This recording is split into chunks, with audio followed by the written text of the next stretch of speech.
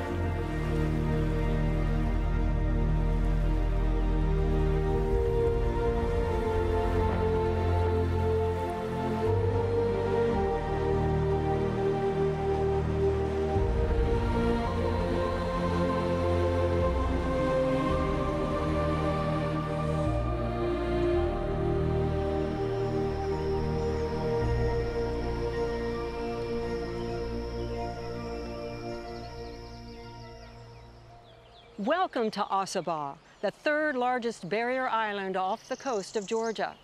I've spent many days and nights here, so let me show you around.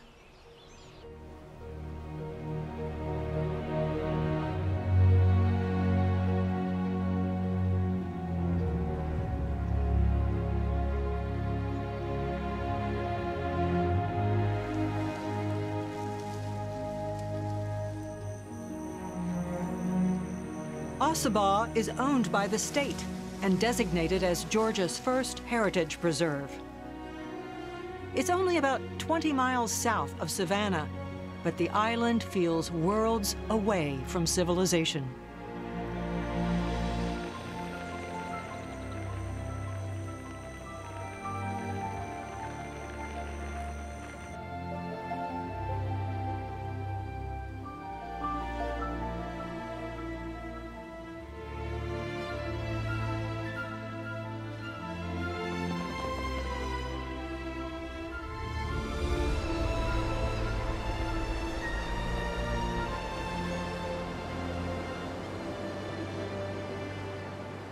"26,000 acres of beaches, marshes, and forests covered with Spanish moss. It is remarkable in a time when so many people want to live on the ocean that this jewel remains undeveloped. It is only accessible by boat.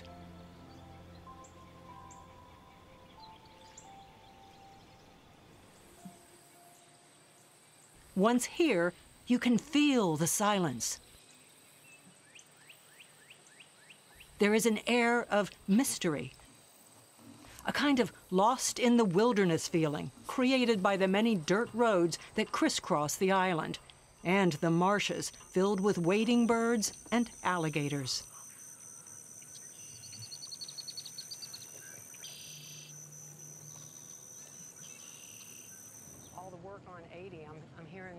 Elizabeth DeBose calls it the Ossabaw bug. I feel like Ossabaw has a mystical spirit about it, and you do hear that from people that are here for maybe even just a limited amount of time. We call it the Ossabaw bug. You're bitten by the Ossabaw bug, and you can just tell when someone has the magic of Ossabaw within them, and they're, you know, we have many people that come again and again, and you just know that they have taken a little bit of Ossabaw with them, and so they need to come back and kind of refill the well.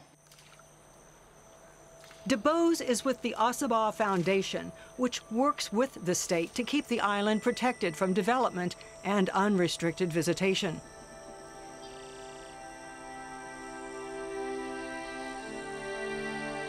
That's why you can go to any marsh and just about be guaranteed to see this beauty. Wading birds fill the sky. Just watch the ballet.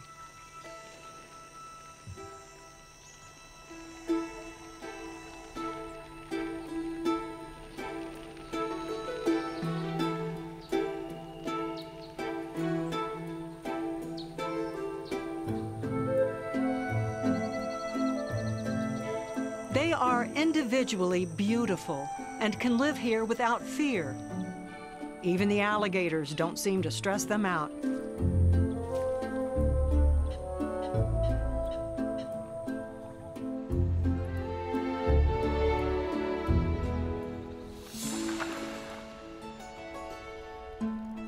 Although one of the largest wading birds isn't exactly blessed with good looks, the wood stork has a scaly face that only a mother could love.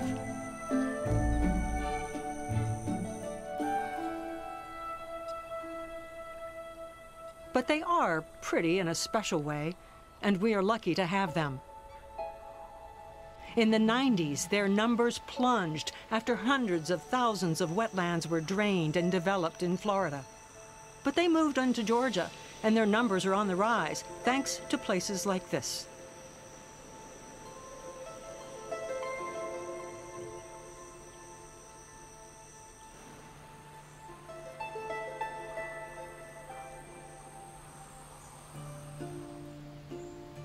This island has been inhabited by humans for the past 5,000 years. On one visit, I met up with UGA archaeology professor Victor Thompson as his students sifted through the dirt.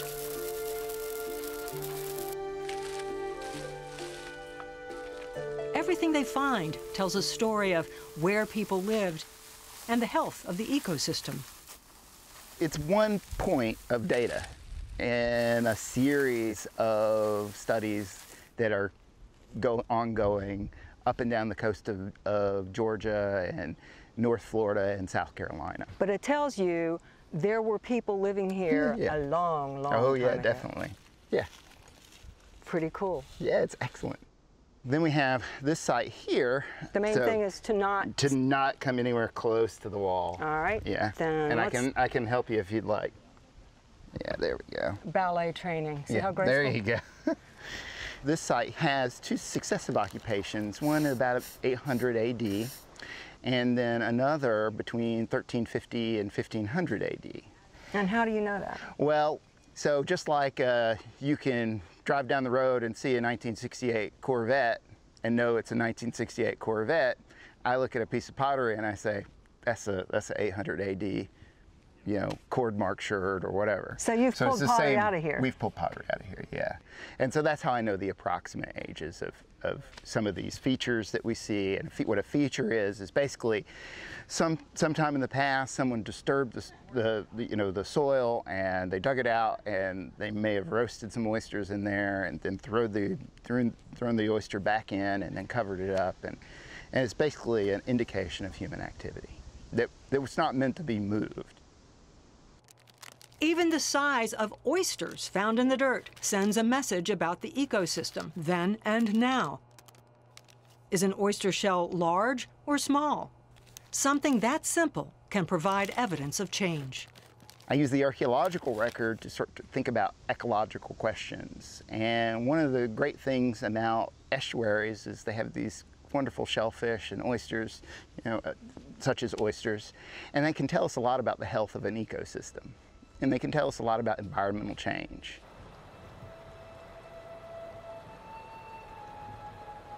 Ossabaw has been home to Wally Indians, Spanish explorers, plantation owners, and freed slaves. It was ultimately preserved by its past owners, the Torrey and the West families. You take that. On the other side of the house, there's no telling how many of them is in the gutter. Roger Parker, known as the Saltwater Cowboy, has worked on the island since 1951. Well, when I first came here, I worked with the cattle and the horses and the hogs all the time. That's what I done. There wasn't no longhorn cattle. Some of them had longhorns, but it wasn't what you call longhorn cows.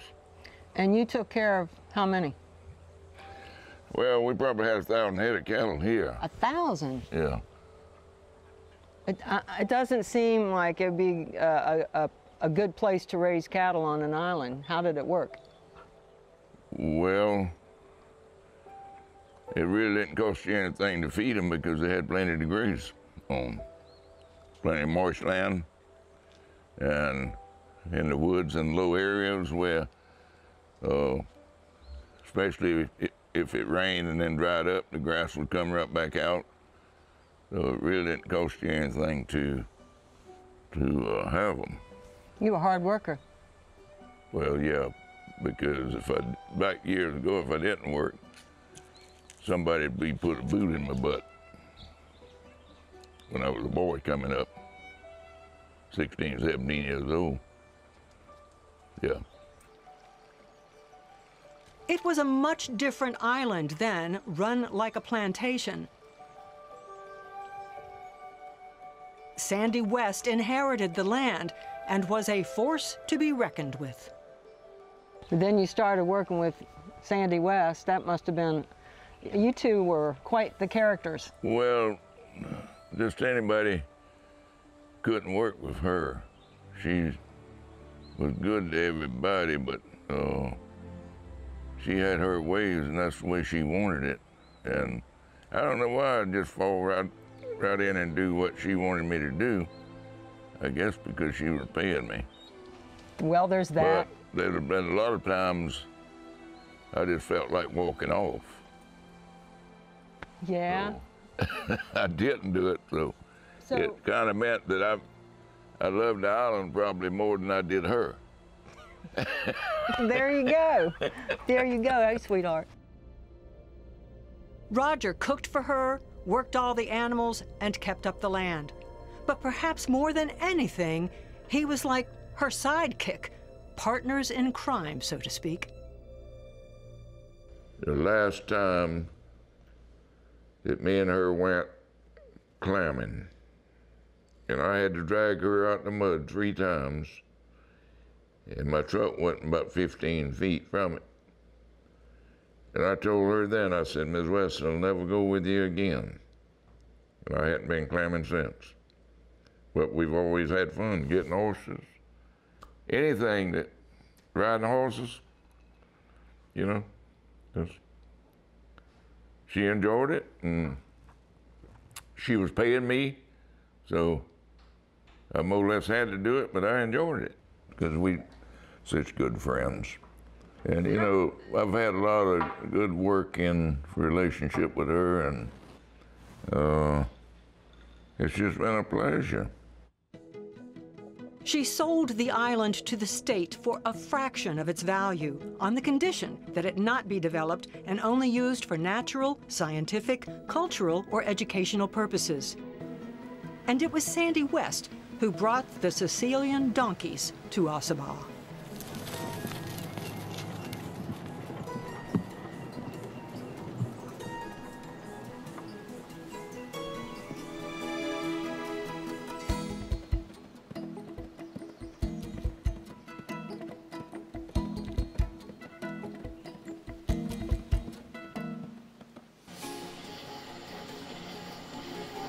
She seems to get it better than that. She was raised in the house, Oh, and Max is a little more skittish than Mary Max? Helen. let's see. That's Max. This is Mary Helen, and that's her son Max. And this marking, It's on all Sicilian donkeys. my, oh, you're beautiful. This is life on Ossabaw, sitting with my friend Jill Stuckey, feeding wild donkeys on a summer night, as if it's the most natural thing in the world. Oh, yes. Yummy, yummy. They have their nice summer coats on now. They're shiny. And the winter they're pretty woolly.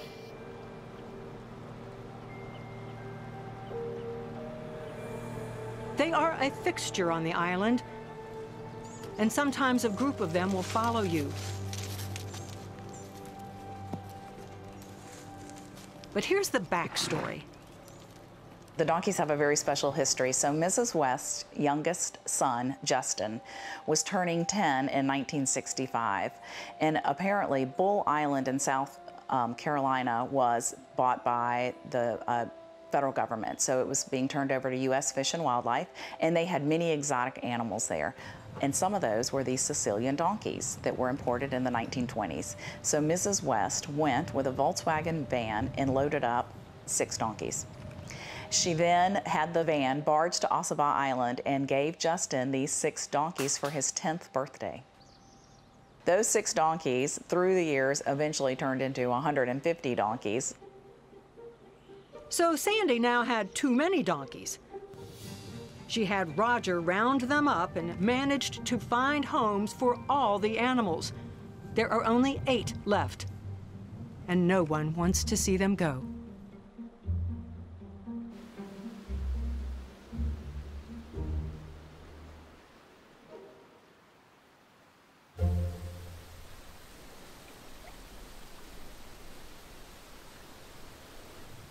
I made several trips to the island trying to see loggerhead turtles nesting.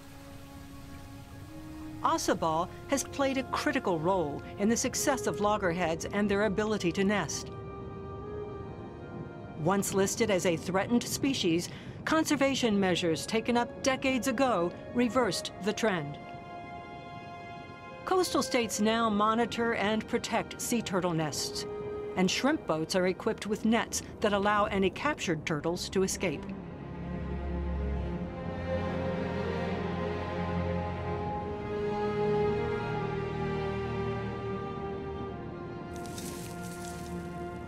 Ossabaw's beach is somewhat isolated, so they check for new nests every day.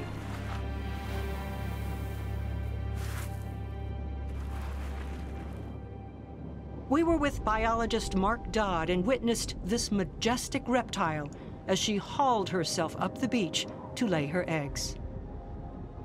Is this a Georgia turtle? So yeah, it is. It's a Georgia turtle, and you know, Georgia loggerheads have a pretty fantastic natural history, and it starts and ends right here on a Georgia beach. So, you know, we're on Ossabaw Island. It's mid-July, and this is a turtle that probably hatched from an egg either on this island or on a nearby island.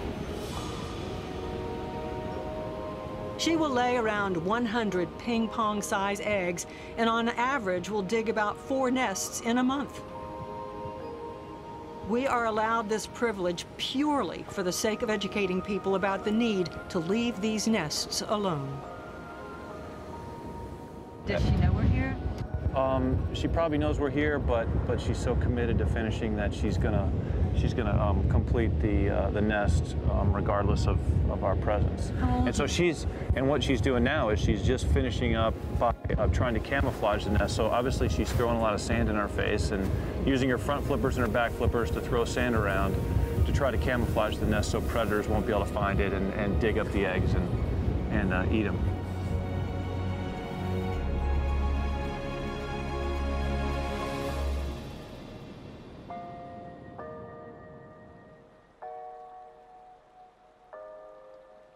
The success is revealed in about 2 months, when adorable babies emerge from the nests where they have been incubating in the safety of Ossabaw sand.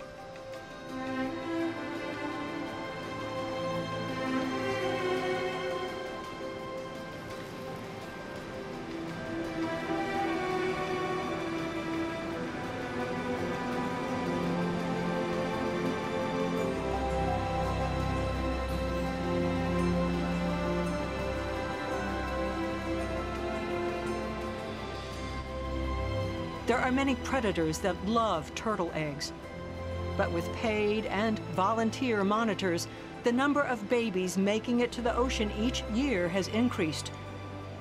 From South Carolina to Georgia to Florida, 2019 has proven to be a record year, and Ossabaw has had an important part to play in the success.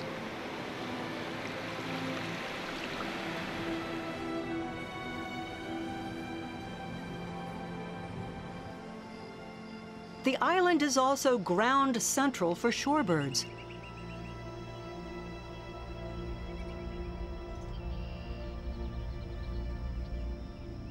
This was my first trip to Ossabaw back in 2010. I spent a few days with biologists Brad Wynn and Tim Keyes on a mission to trap and tag a whimbrel. Biologists are an interesting bunch. They always come with a ton of gear. They sit still in a hot blind, just hoping to spot a bird. Got one more flush. Charlie's got a bunch of birds way down. He's gonna try to move them just with a chance they might come this way. So if you kind of make like a tree in a couple minutes. All right, thanks. Hours go into setting up nets that will hopefully trap that bird so it can be tagged. But it is tedious work, and they did it every day. Then you have to hide the nets so that the birds won't get spooked. Yeah. This is a big white spot right here that just looks glaring. Thank you. If I was a Wimbrel, I would go, Does this rope need to be on top? It doesn't matter. I'll set it up. I'm gonna put the... Just don't mess up my grass. If I sound cranky, it's because they start before sunrise and work until dark. We had a nice place to stay on the island, but not much time to sleep. They don't care. They got a Wimbrel, and that's what matters to a scientist. Secondary 10. Secondary 8. On left wing. And then 5 breast feathers. 5 breast feathers. And you just pull them. You just pull the breast feathers. 5 breast feathers. Yeah. Look at that wing. Look at the shape of the wing. That's a long distance wing right there. Okay. All right, ready, guys?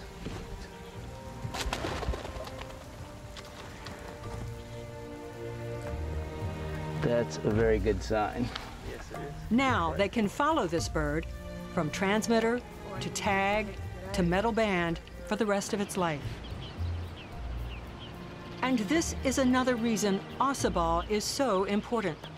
As protected land, all the birds have a private playground stocked with food. They connect the marshes, they feed in the marshes on the abundant fiddler crabs here.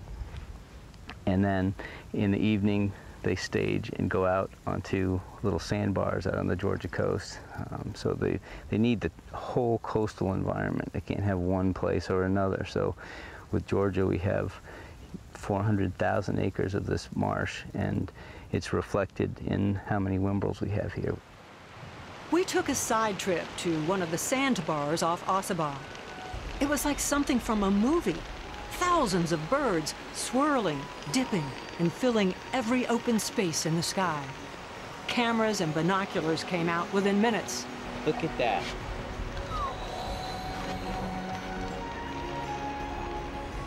We're in the, I don't know, we could be in the 8 to 10,000 with all these birds, not just the knots. Good God Almighty! It actually is a, oh wow, holy shit. That number of birds. Did you see him split? Oh yeah, no, several times, yeah. I was making fun of Brad getting all excited, but it is truly rare to see this many migrating birds in one spot. Everyone was mesmerized. These birds have been getting fat in the spring to make their long migration journeys in the months ahead. Their heads dig for clams so fast they look like little jackhammers. Most were likely out of southern South America. So are those Wimbrels over on the far? There are no Wimbrels here. These are red knots and black-bellied plovers and ruddy turnstones. For me, it was a great photo op. Biologists, on the other hand, were documenting the event. They sat in the water. They crawled across the sand for just the right shot.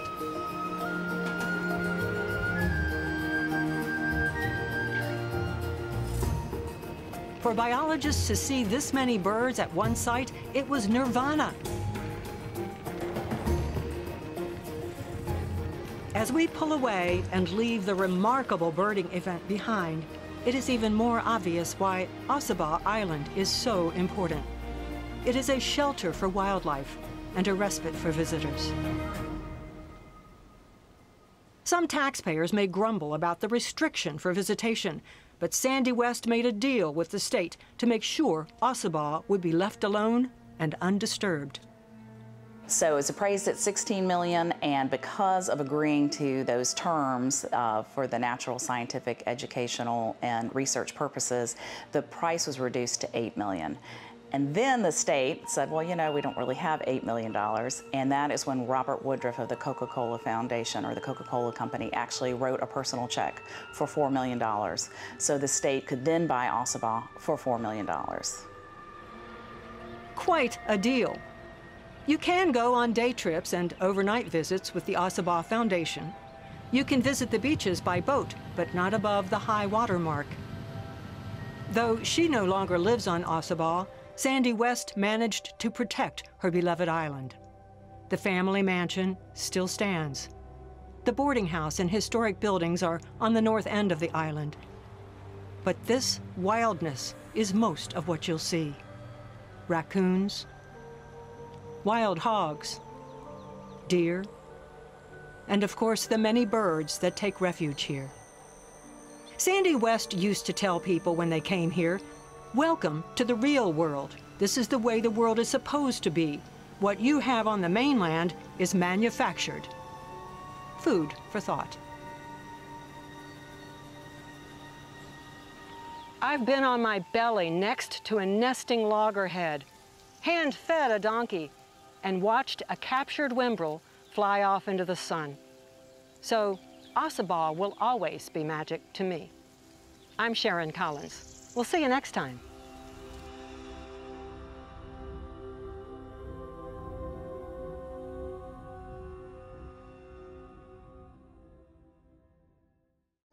Funding for Georgia Outdoors has been made possible in part by a grant from the Imlay Foundation.